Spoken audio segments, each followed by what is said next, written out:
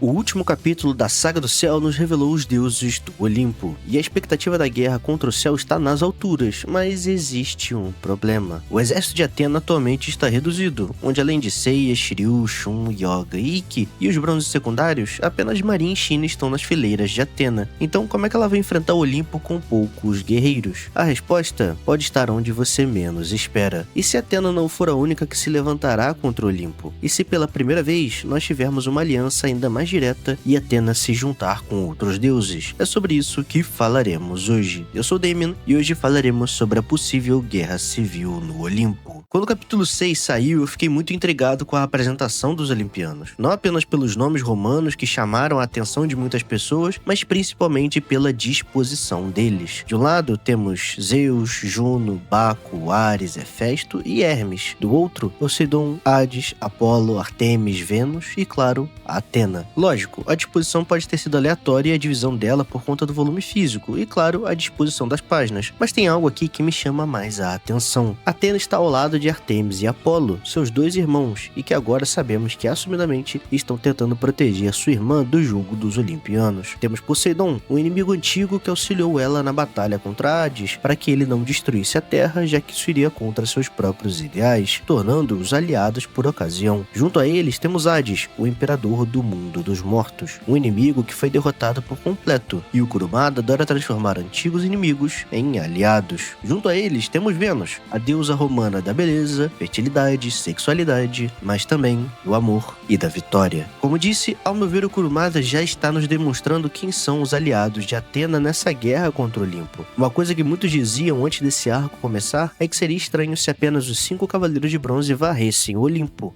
E bem, termos aliados de outros exércitos faria total sentido. Vamos olhar então o que cada um ganharia por se aliar a ela nessa batalha. Vamos começar com o mais óbvio, Poseidon. Ele e Atena possuem uma longa batalha que é um pouco diferente da dos outros deuses. Mesmo que Poseidon concorde que os humanos precisam ser refeitos ou que são um erro em algum nível, ele não deseja a destruição da Terra. Ela em si é algo sagrado, é uma criação divina que está corrompida e precisa ser purificada, mas não reiniciada. E existe diferença. Poseidon quer manter aquela terra e apenas reformar a humanidade, para que ela o sirva e sirva seus próprios ideais também. Constantemente falo sobre isso, e sobre como isso reflete justamente a sua conexão com os generais marinas, e como eles são os escolhidos no meio do caos e da corrupção. Se ele ajudou os cavaleiros da única forma que poderia, enviando as armaduras de ouro até os Elísios, não vejo por que não o ajudaria agora. A contribuição que poderia dar com seu exército seria apenas com Sorento, e ele é um caso interessante. Entre todos os inimigos de exércitos opostos, Sorento foi um dos poucos a ter contato direto com Atena, e principalmente de compreender sua visão desse mundo. Sua participação em luta se encerra com ele admitindo que aquele mundo ainda não estava completamente corrompido, dando razão para a própria Atena. Não seria estranho vê-lo ao lado dos Cavaleiros de Bronze, por exemplo, sendo ele principalmente um guerreiro de alto nível, capaz de rivalizar com os Cavaleiros de Ouro. Apolo e Artemis são também dois casos que vejo como um pouco mais óbvios, mas vamos por partes. Artemis, desde a primeira vez que conhecemos a personagem no Next Dimension, se mostra alguém que quer ajudar a Atena de algum jeito. Seu modo duro inicialmente com Saori, falando sobre como os deuses estão bravos com ela, acaba caindo por terra quando, de forma disfarçada, é ela quem dá a solução para sua irmã sobre como viajar ao passado, indicando que ela deveria falar com Cronos. Isso, no entanto, faz com que Artemis chore. Uma diferença muito grande da sua versão do Prólogo do Céu para Next Dimension é justamente sua ligação com Atena, onde aqui ela é mais emotiva e preocupada com Saori. Mesmo ao final do Next Dimension, sua punição para a irmã seria mais branda se comparada de Apolo, ou mesmo a que Zeus e os outros olimpianos dariam a ela, já que a Terra é o que será ameaçada na Saga do Céu. Então, ela querer estar ao lado dela não é nada improvável, dado o histórico da própria personagem. Suas guerreiras são as satélites, e são um caso mais interessante ainda. Temos duas subordinadas de Artemis nomeadas de forma clara. Calisto, que parece ser uma representante, uma serva mais próxima, como seria o caso do Grande Mestre com Atena, Pandora com Hades, ou o dragão marinho com Poseidon. A outra subordinada é Lascomune, que se diz capitã do esquadrão de assalto. Só vimos a personagem em duas situações, uma no início do Next Dimension, quando é ordenada matar Atena por Calisto, para que ela não cause nenhum problema que respingue Artemis, onde enfrenta Shun e o vence, perdendo para Ikki em seguida, e agora na Saga do Céu, onde é derrotada pela deusa Ker. Pensando na estrutura de um exército, acho plausível a gente pressupor que Artemis tem mais de um esquadrão, já que o de assalto foi nomeado. Talvez ela tenha outro outros 4 guerreiros de elite, sem contar com a própria Calisto também. Ao meu ver, essa é a grande questão do Olimpo, os exércitos pequenos, mas chegaremos lá. Apolo é outro deus óbvio a estar ao lado da irmã. Ele quer fazer tudo para impedir que ela recupere o poder e a consciência completa como Athena, pois isso desencadearia algo muito ruim. Esse temor com relação a Zeus é algo que os dois irmãos compartilham, inclusive. Agora com Tenkai, ficou mais claro que a punição das memórias do final do Next Dimension foi uma forma de proteção a Athena. Apolo é um personagem ainda muito embrionário, como todos os deuses, onde não dá para saber tudo a respeito dele, mas sua apresentação o coloca como a personificação da justiça. Apolo é o juiz do final do Next Dimension. Ele dá a punição para Saori por suas ações imprudentes, mas acho difícil que alguém que personifique a justiça, tema principal de Saint Seiya, mas que está efetivamente protegendo a irmã, fique contra ela nessa batalha. Os guerreiros de Apolo são até o momento os anjos. Toma é o único nomeado que nós temos, e ao final do Next Dimension, tivemos uma rápida aparição dos outros 3 anjos. Mais uma vez, temos um exército pequeno de um olimpiano. É então que chegamos a Hades, e ele é um personagem mais curioso de se analisar, pois sua presença pode gerar algumas controvérsias. Mas antes de explorar mais sobre o Hades, deixa o like, se inscreva no canal, manda pros amigos e use a opção de hype no seu celular se ela estiver disponível. E considere também tornar-se membro do nosso canal. Por apenas R$ 3,99 você pode nos ajudar a evoluir e se manter. Muito obrigado aos membros que já nos ajudam muito. Vocês são verdadeiros cavaleiros. Com avisos e pedidos feitos, voltemos ao vídeo. Hades é, declaradamente, o maior inimigo de Athena. Tudo no clássico desemboca na luta dele contra os espectros, e a Fan Edition reforça mais ainda a rivalidade entre Hades e Athena, com a vinda da Care e ele sendo citado como uma grande ameaça desde a primeira página da obra. No entanto, Hades e Poseidon são personagens que têm seus ciclos fechados na obra clássica de Saint Seiya. Poseidon diz que se o grande suporte principal fosse destruído, então ele não teria mais como tentar dominar a Terra. Dulco nos diz que se o corpo de Hades fosse destruído, então suas ambições com relação à Terra também seriam destruídas. Isso tudo acontece por uma vaidade do Hades. Ele queria destruir a humanidade, conquistar a Terra para si e torná-lo um grande submundo, onde só após isso ele usaria seu corpo outra vez. Existe um certo narcisismo de Hades com sua própria carne, e quando se acaba com o objeto de desejo maior, o seu corpo, então todo o resto não faz sentido. Isso, é claro, ainda pode sofrer alguma alteração na Fine Edition, mas como a fala de Poseidon segue intacta, acredito que isso também vai permanecer o mesmo. Ainda vivo, sem seu corpo amado, sem o submundo, Hades não tem mais nada. Entretanto, o Kurumada pode vir a usar algo que vemos nos spin-offs. Em Re-Rise of Poseidon, Hades diz que o medo dos humanos a respeito da morte lhe dá poder. Então ele poderia querer que a Terra e a humanidade ficassem vivas apenas para poder se restabelecer, para que não seja apenas uma alma divina que vaga por aí. Outra forma dele tentar solucionar isso seria estar no corpo de Shun mais uma vez, mas isso, ao meu ver, traria mais problemas do que soluções. Sendo uma nova possessão completa, o risco do Shun ficar apagado mais uma vez é grande, e eu não gostaria. Se fosse algo pontual, poderia ser interessante, onde Hades não seria uma presença ativa na história. Ao meu ver, isso faz até um certo sentido, pois não acho que veremos, por exemplo, a volta dos espectros ou de um único espectro. Se for para viajar na história, então vou dizer que o Kurumada selou o Shagao no Tártaro para que ele agora pudesse ser libertado e lutar em nome de Hades outra vez. Ok, me passei, né? Vamos voltar pro vídeo. O único elemento que dá a Hades uma presença maior é a Care, que penso que não estará ao lado do seu senhor por muito tempo. Care foi feita para ser uma personagem odiada. Ela não tem uma ideologia mais complexa, apenas o caos. Ela causou enorme dor e sofrimento diretamente aos Cavaleiros de Athena, e por isso acho difícil que ela termine sem punição. Então o mais provável é que ela se alie a outros personagens nesse grande jogo da guerra. Chegamos então até Vênus. Ela é a deusa romana do amor, equivalente a Afrodite dentro da mitologia grega. Ainda não sabemos nada sobre a personagem, mas amor é uma temática central que é defendida por Athena. Ela acredita no amor dos humanos, que o amor é capaz de grandes coisas, e mesmo que o amor de Vênus se ligue mais a uma parte sentimental, ainda acho possível que o Kurumada leve isso em consideração. Assim como ele também pode passar por cima de construções mitológicas definidas, como no caso da própria Saori, que não se parece com Athena, já que apesar de Saint Seiya se basear em mitologia grega,